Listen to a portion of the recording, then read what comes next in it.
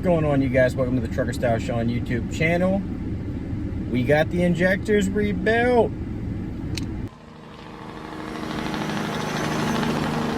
I'm back. Back on the 10K FLD project truck. Remember, we got to have it ready for the 23rd of April for the I-75 Chrome Shop Truck Show. Now, big thanks to ASP Diesel for knocking these injectors out. And they shot some video for us of the injectors, what went wrong with it, and then testing with all the new parts that they put in, because they upgraded these injectors. So again, thanks ASP Diesel. Thanks ASP Diesel. And like always, like, comment, and subscribe.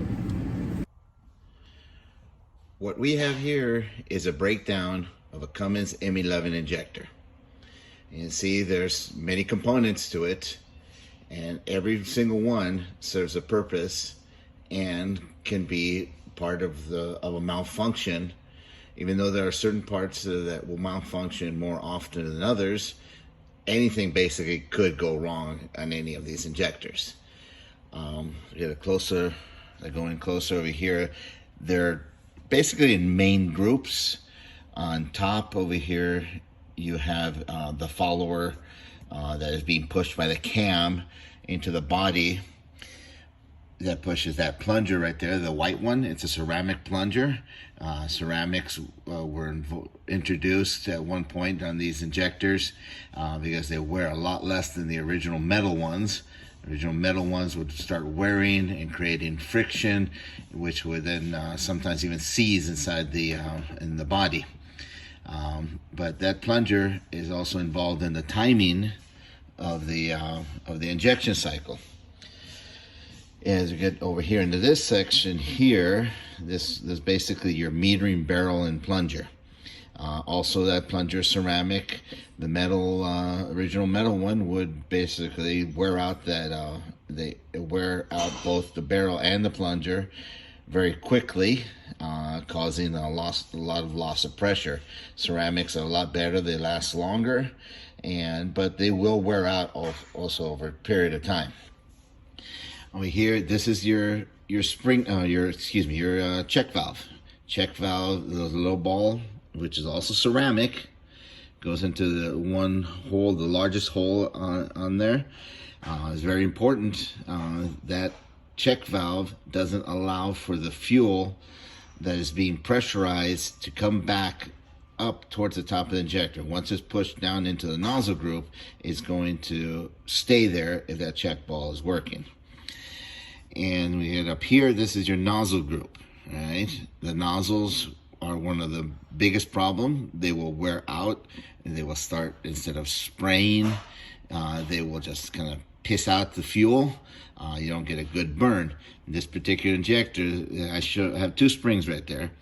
One, you see that it's a broken spring. That's what was in the injector. That was probably the main cause. It's also a very common problem. Next to it is I put a good spring that isn't broken from another injector, but you can see it's like one ring of the injector of the spring will break and start causing problems. Your valve, the nozzle will start opening too early. It won't close all the way. You'll get a lot of fuel delivery problems. This piece is we call the nose retainer. It just basically holds all these parts all together. That's its main purpose. Over here we have what is the control valve group. First part here is your solenoid. That creates a magnetic field which will pull on this valve here, causing it to close to create pressure within the injector. When the solenoid is de-energized, this valve will open, and that pressure is no longer being sealed inside the injector, causing it to go back to the return, and is not injecting in that cycle. You see, this is the harness, which a lot of times this one's actually pretty good shape for a used one, but usually they're all broken up. They're inside of a hot engine. The plastic on here breaks, but that's okay. Just they'll still keep working like that as long as they don't get any short wire. But you can see that's the complete injector here. And what we're doing here is we're pop testing the nozzle. This is like a pre-calibration of just the nozzle itself to make sure that it's chattering. You see that it how it pops when it comes out. If it doesn't make that sound, you're basically, what it's doing is like pissing out, and you're not getting good atomization of the fuel. Here we check for that chattering, and we adjust the proper pressure. It's very, very important to do this to the nozzle group before you put it into the injector. Here you'll see that on our machine, which is, it's a Rapoti IPC 200. It has 3 injectors installed. This machine checks 3 injectors at a time. There's a computer that checks for all the fuel delivery and does all the calibration. This machine will do any EUI injector, which not only includes these Cummins M11s, the N14s, the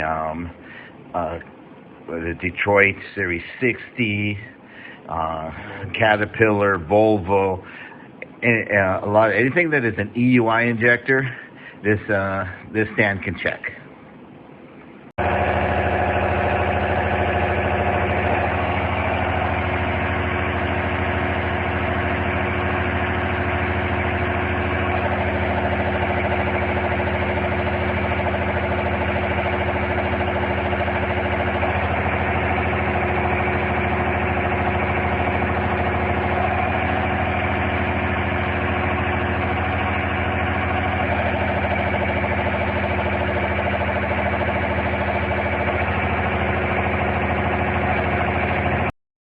All right, so again, big shout out to ASP Diesel. Link will be in the description if you need your injectors rebuilt. It's not just for Cummins engines, they do for dang near any engine. So again, thank you ASP Diesel for knocking these out so quick and shooting some video for us. And again, link will be in the description. Go get your injectors rebuilt, you guys. And also, FuelOx. Can't say enough about them.